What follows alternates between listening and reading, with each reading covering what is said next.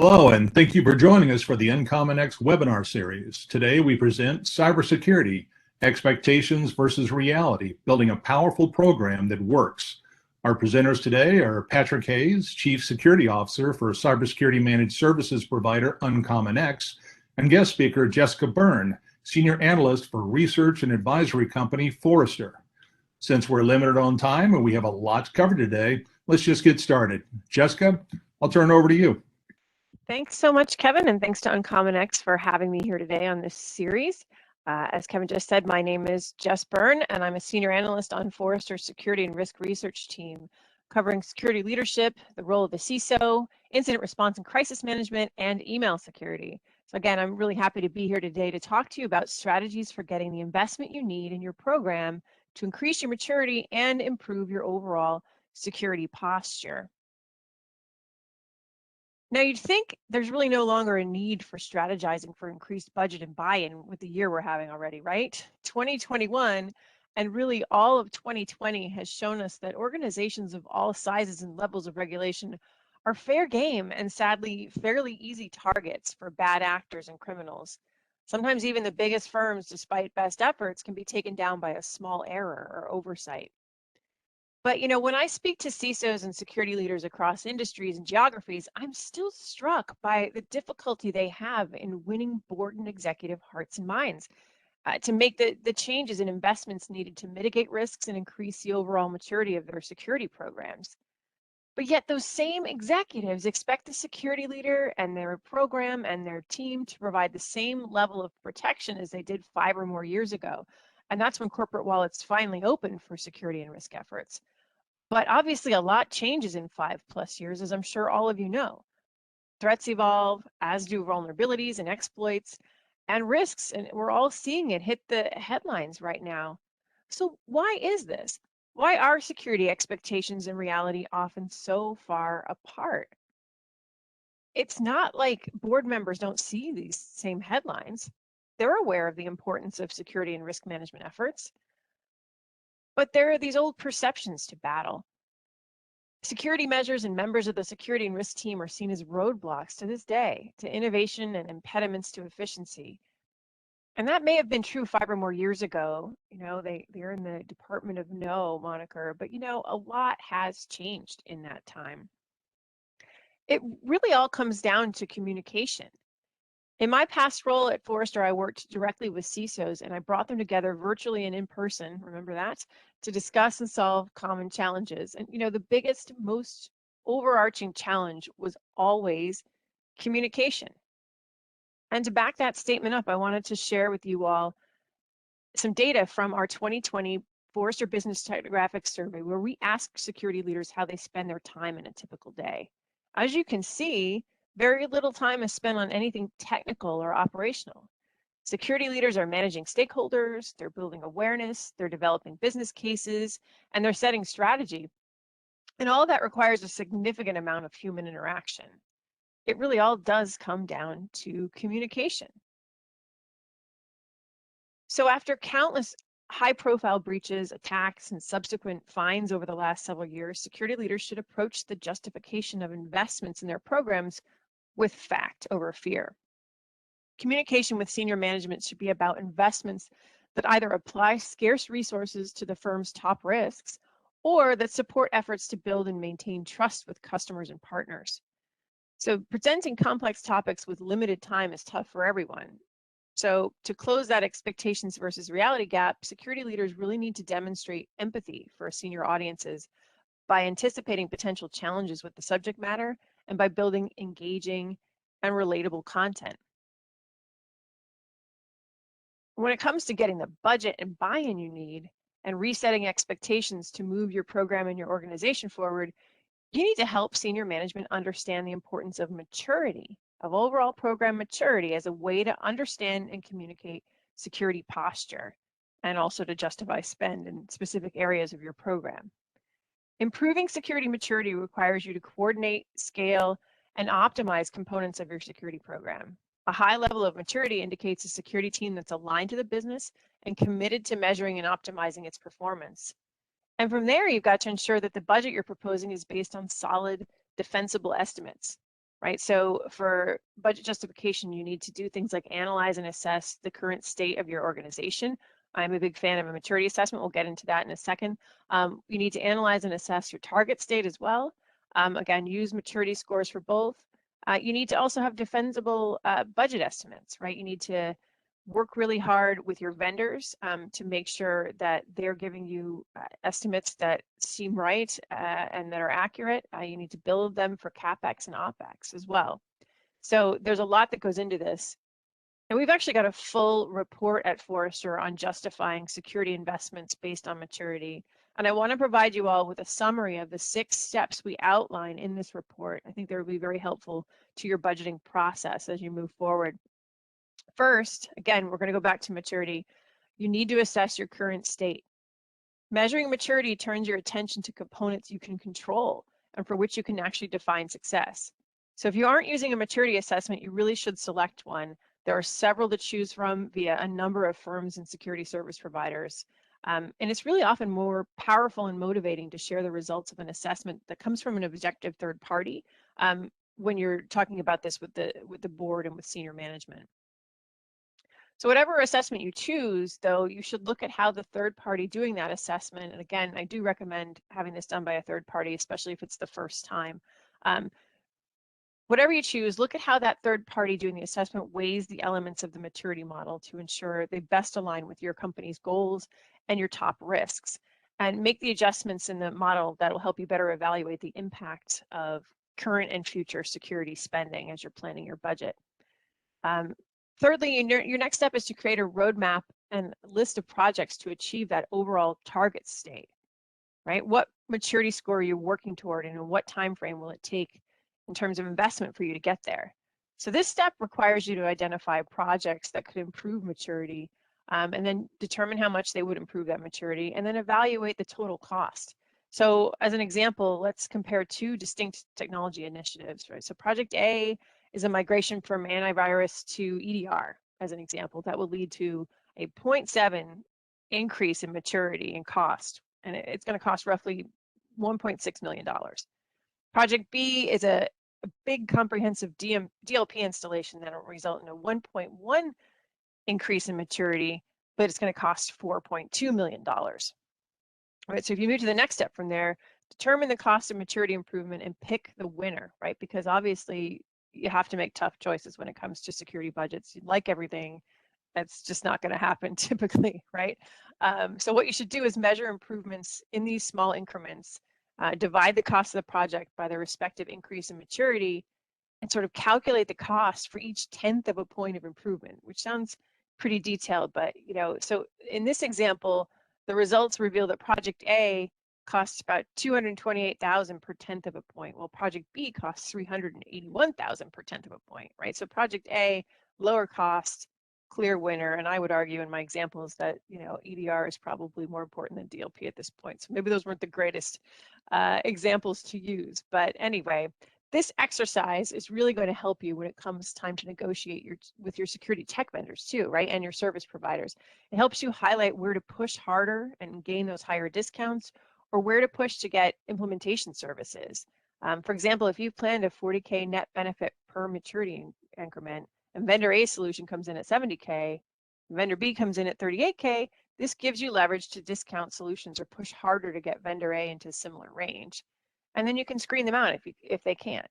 This really puts the power in your hands, not only to get the budget, but to dole it out to those providers that you select.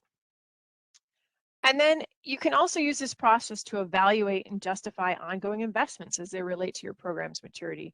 Use it to measure the decline in maturity if you were to eliminate a component of your program, and then compare the difference in maturity with the current budget allocated to it. So as an example here, I've spoken with a lot of clients and security leaders who've been presented with the difficult choice of dropping a preferred best of breed point solution for the capabilities in a larger platform. I'm going to name names. I think you probably all know roughly what I'm talking about. If the capabilities in that larger platform can be shown to lower maturity over that best of breed point solution, a greater case can be made to justify ongoing investments in the solution that maintains current maturity levels. So this is actually pretty important when it comes to thinking about even things like cyber insurance. as well, because lowering your maturity may increase your premium. And those are the kind of messages, again, boards are going to really want to hear about as they're making decisions. Now that you've gone through these steps, and I'd expect this whole process to take, oh gosh, probably 4+ months, you've got to do something with the results. And this is where we come back to communication. So whether you bring your budget or a business case to senior audiences, you've got to remember successful companies are shifting technology budgets toward projects that actually align with and that win, serve, and retain customers. So security leaders who want to influence strategic technical projects need to demonstrate their alignment to these same goals, their alignment to the business. It can't be done in a silo or in a vacuum, right? So give any project that touches customers directly or aligns with corporate goals higher weighting in your calculations for budget justification.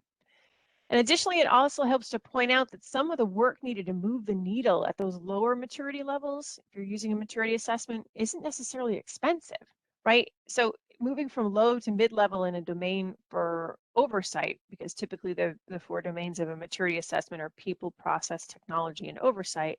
So moving from low to mid-level in oversight may require relatively inexpensive collaboration and documentation. It might be a process change, whereas moving from mid-level to high may require costly org transformation.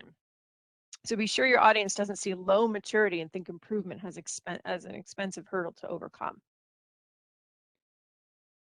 So with any new approach too, it makes sense to start small. So if you're doing this all for the first time, using maturity to justify investments for the first time, learn what works and what doesn't, and then just adjust accordingly. So target a domain that your security organization needs to improve right now, or that's getting extra attention from executives or other stakeholders.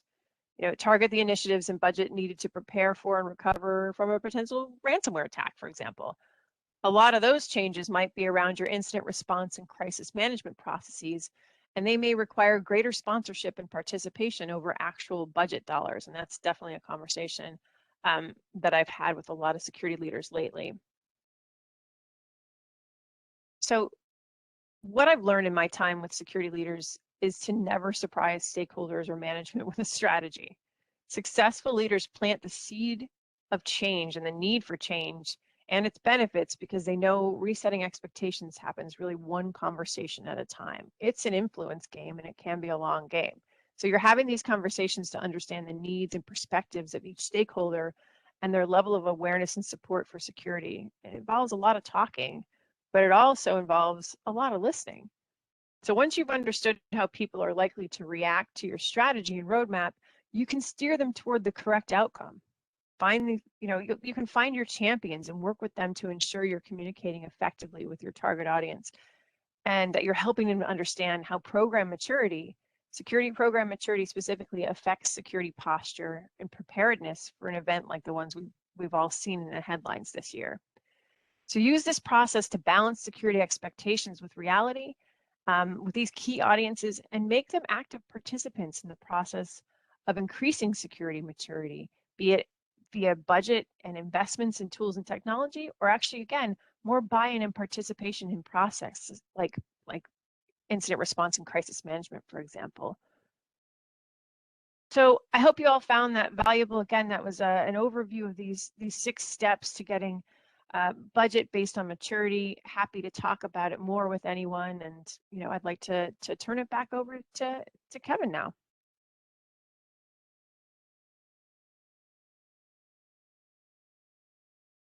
Thank you very much, Jessica. I appreciate it. By the way, we'll have a short Q&A after the next presentation. But if you have a question, go ahead and enter them into the chat right now. We'll get to it as soon as we can. For now, next up is Patrick Hayes, Chief Security Officer for UncommonX. Patrick, it's all yours. Thanks a lot, Kevin. Thanks, Jess. You did talk a lot about the things that security leaders find challenging on not just a day-to-day basis, but it really is the makeup of our lives right now. How do we communicate with our technical staff and take that and interpret it back up to our executive teams, our boards, and talk about budgeting and investment discussions. Technology doesn't typically translate quite well to investment discussions, but that really is the heart of what drives a good information security program. And and to that end, UncommonX is in the business of supporting our customers, knowing that it's very challenging to be in the space and to run a business, regardless of whether you're an insurance company, a small regional bank, or whether you're a healthcare facility. You're in the business of providing the services that you're in the business of providing. And so cybersecurity and information security skills are not necessarily top of mind outside of what your regulators tell you to do, what your best practices you should have in place, and ultimately your ability to protect the private information and the resilience of your business. And we typically call that inherent risk in our world, where your business has adopted an inherent risk of the industry that you're in, and the things that you do in your defenses of that risk is basically everything to ensure that your customers are protected, your patients are protected, your data is protected, your intellectual property is protected, and whatnot. And what remains typically is called residual risk. And that's really, as an organization, what we help focus on with our customers, whether it's an operational service, whether they're using our platform for solving their technical security issues, or whether they're using us as a security advisory company, assessing their current position and what have you. So I'm going to talk right now a little bit more about speed, context, and consistency. Those are the words that have come up pretty frequently over my 25-year career in this business. And that is, everybody wants to get to that incident. They want to get ahead of the incident. If you're not protecting yourself from it, how rapidly are you responding to it, right? What is the mean time to detect? What is the mean time to acknowledge? What is the mean time to respond?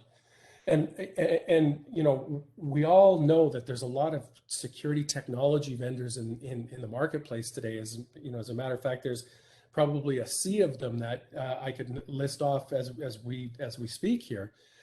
But really, identifying the security issues quickly is really only one kind of aspect of that.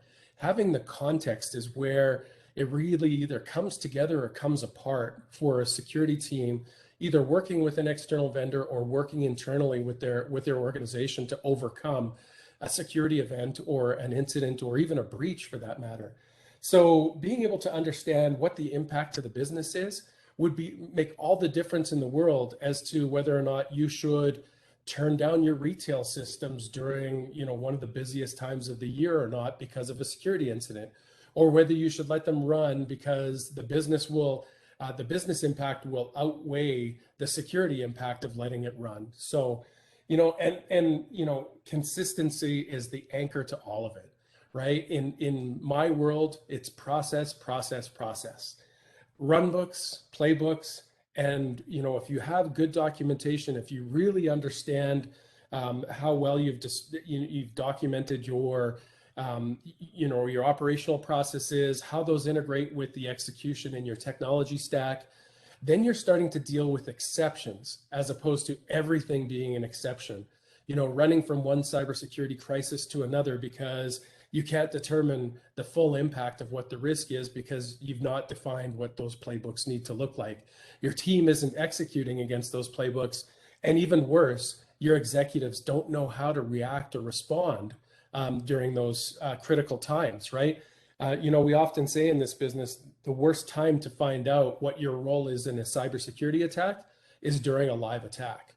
And, you'd be surprised at what the behavior of what, would be normally very calm and cautious people suddenly become very excited, and the anxiety is running very high. So our goal is to really work with our customers to take a lot of that anxiety away, is to really help them understand what they need to focus on, reduce the amount of noise.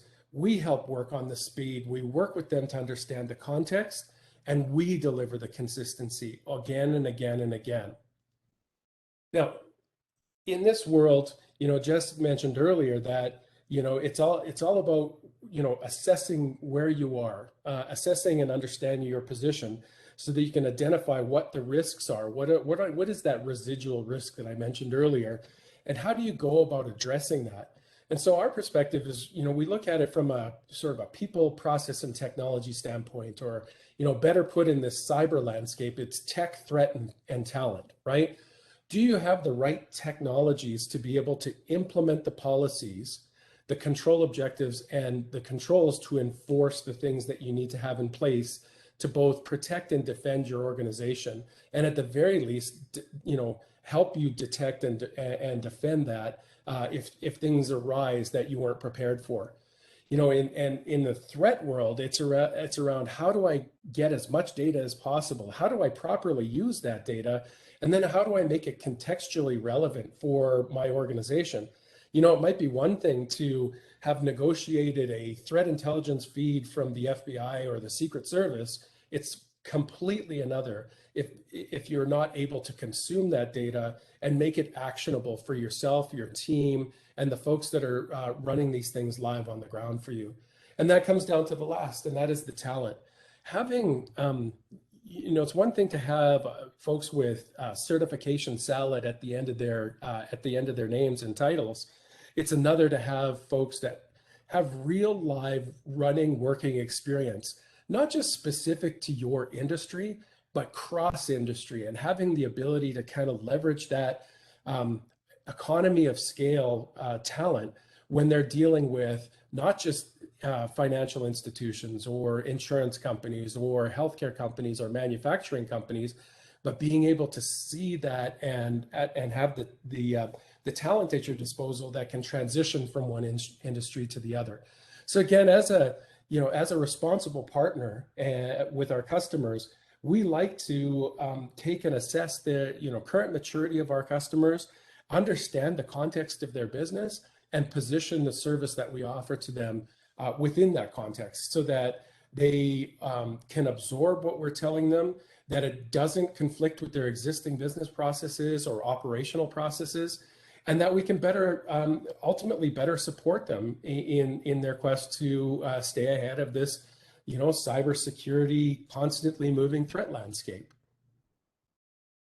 And with that, I think I'll turn it back over to Kevin. And if we have any other questions or any questions, put them in the chat, and we'll be ready to hopefully provide you some intelligent answers. Thank you very much, Patrick. In fact, we do have a few questions. What I'm going to do is I'll read them off and then give each of you a chance to answer. And I'll start with you, Jess. First question is, what kind of messages are working right now with boards and senior executives? Mm-hmm. Yeah, good one. And I spoke a little bit about it earlier. So, what I've been hearing from security leaders as they're starting to go through the cyber insurance renewal process is that senior executives and boards are really perking up their ears when they're realizing that, on average, the folks that I've spoken to, their premiums are going up anywhere from 15 to 30%. Which is a lot, right? And so they're much more interested now in how do we get that down? How do we keep it flat year over year? Why is this happening? Obviously, that's, that industry trying to recoup some losses from the massive, volume of ransomware attacks, but it's also them getting much more detailed in their underwriting process. And so that all comes down to the maturity of the security organization. So that's where that ties in. So tying security posture and security maturity to vulnerability to attack and likelihood of, getting dropped or having a premium increase, it should actually help move some things along in terms of security investment. So I've seen that working right now. That's very much top of mind for everyone from the the CIO to the CFO to the board. All right, thank you very much, Patrick. How about you? You want to add something to that? Yeah, I mean, that was a great answer. And, ultimately, as a senior executive, board member, investor in a company, shareholder, to me, it always comes back to, why does it matter? Right. And I know that sounds like kind of a dumb response maybe, but, we've been inundated with fear, uncertainty, doubt, and, this constantly climbing tech ladder in the marketplace around we'll just buy faster tech, we'll just go bleeding edge, we'll go next gen, and we'll introduce more and more tools. And the reality is that security still is a business problem.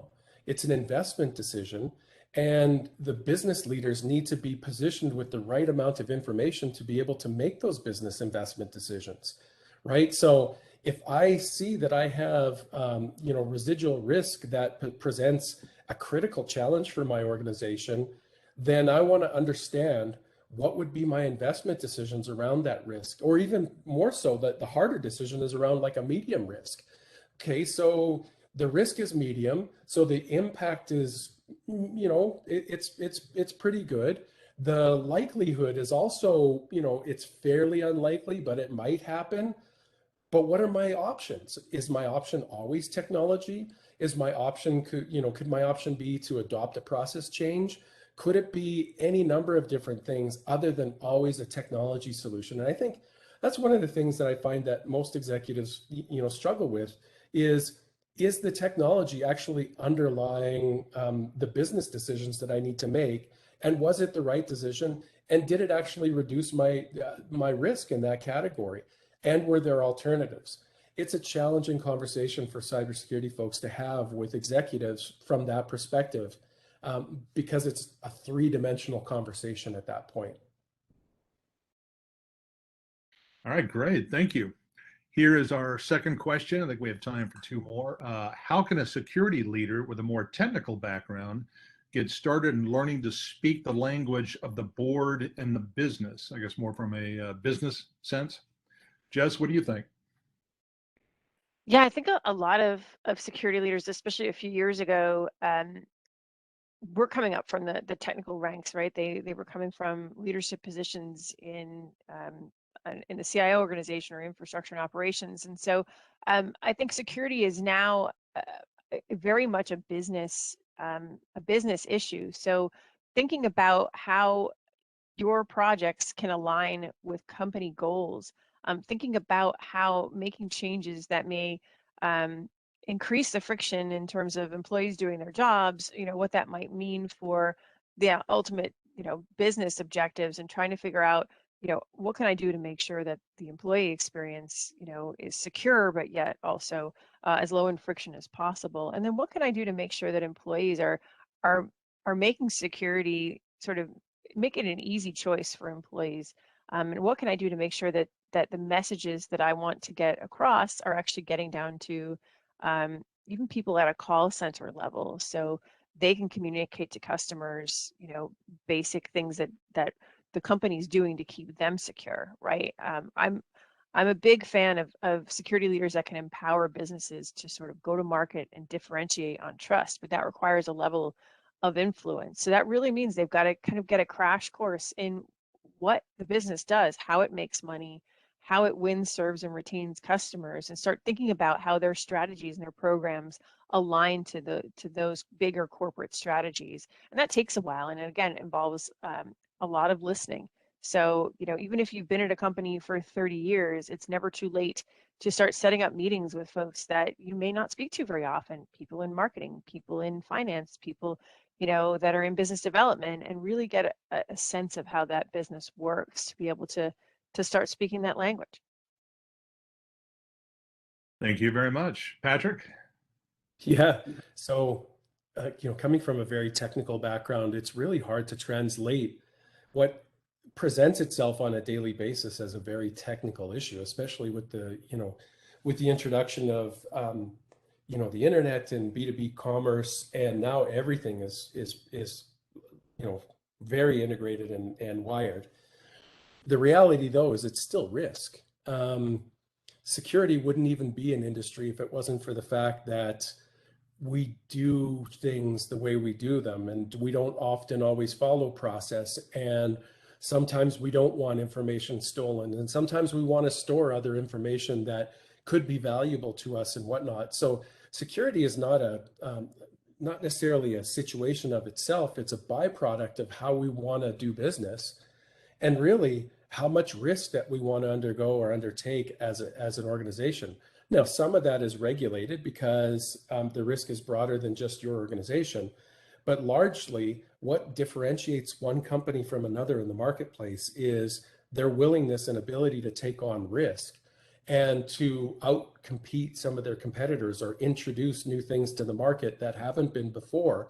And sometimes this involves risks that you understand and some that you don't understand. So I think the best way for, a technical individual to get beyond just seeing things through ones and zeros and bits and bytes is really to understand, what is the business in business for? What problems are they trying to solve? How do you best empower your employees to solve those problems in a way that presents the lowest amount of risk with the least amount of policy and policing and whatnot, if that's the goal of the business. So I think, to Jess's point, it's really understanding what the business is about and how much risk the business is willing to take on as a part of doing business, and then understanding how that permeates the remainder of the organization, and not just through the technology that you deploy. So. That's great. Thank you. And speaking of risk, this last question is a pretty good one. It says, what is a great place to start if I want to know more about my organization's risk? Jess, why don't you take that one?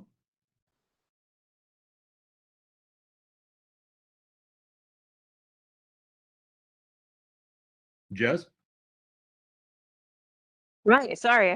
So That's fine. if you have an enterprise risk organization, reach out and start talking to those folks, right? There are systemic risks that affect companies differently. Even things like climate risk have an impact on security. If you've got data centers, or if you're working with a cloud provider that's in a region that's getting hit by either wildfires or flooding or some sort of massive amounts of power outages, that affects you, that affects business continuity, and that affects security. So understanding, some of the larger risks that a company face and how those tie into information security is really important. So again, also start just reading and doing a lot of work understanding, what some of the top threats are and how those may affect your company. It's not just all, malware and attackers. It's other things that play a big role in the security of an organization.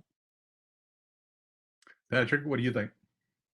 Yeah, I honestly, I think whether you're a new leader or whether you have been with the organization for many years, a good place to start is starting, right? Taking a look at your current landscape, understanding, what is your, what does your maturity look like, right? There's lots of frameworks in the market, depending on what industry you're in. If you're not in any particular industry, you can even start with the NIST cybersecurity framework. Take that and do a review of your organization and see where they line up against, largely some of those controls in the framework, and then understand where you want to make investments to reduce your risk. As an organization, UncommonX, we largely leverage the NIST cybersecurity framework, especially for our customers that really have no place to start. And then we use the capability maturity integration model.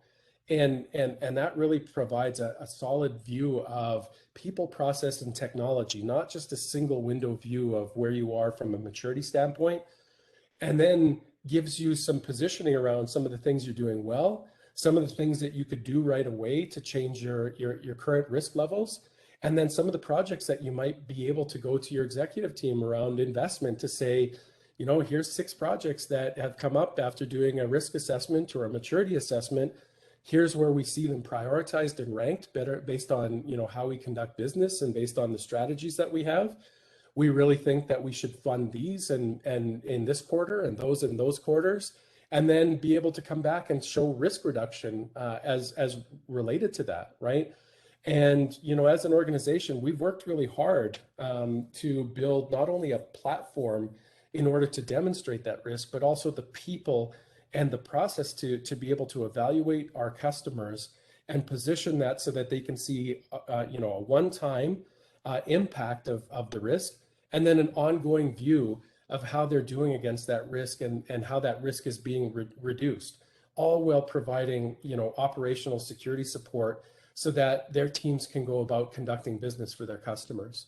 So ultimately the best place to start is really to take stock of your organization and find out where you fit with a best practice security framework. Excellent. Thank you very much. I think that's all the time we have for today, but I want to thank our presenters again, Jessica Byrne and Patrick Hayes, for doing an excellent job. We also hope everyone enjoyed it and found the information to be very insightful. If you want to find out more information about UncommonX, please visit us at uncommonx.com. And until next time, we look forward to seeing you at our next webinar. Thank you and have a great day.